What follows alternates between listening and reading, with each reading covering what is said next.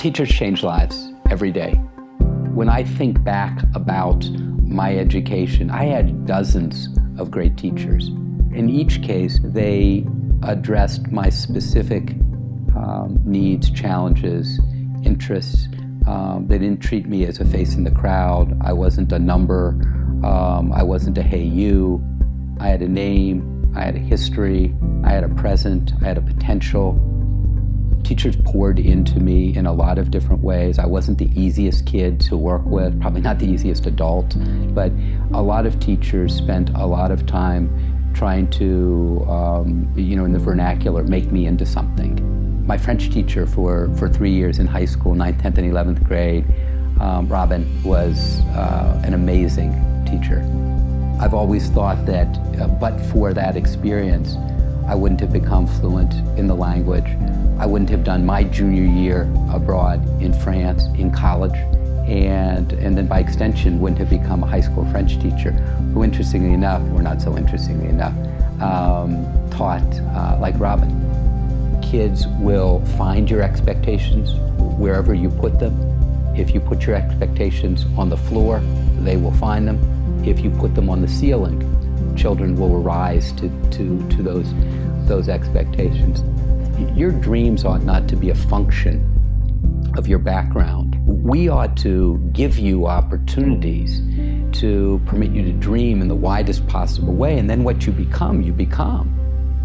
As educators, we stand in the breach. Our teachers are the ones that wrap around children and say, whatever you need, we're going to help make that possible.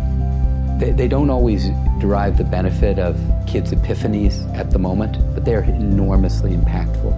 And if you think back about the teachers in your lives, if our teachers think back about the teachers in their lives, and if they simply channel the very best teachers in their lives, imagine how impactful they are on a daily basis. Back in the day, you didn't make an enormous amount of money, but you were treated as one of the most important people in society. That's my teacher was a big deal, okay? Those are my students was a big deal.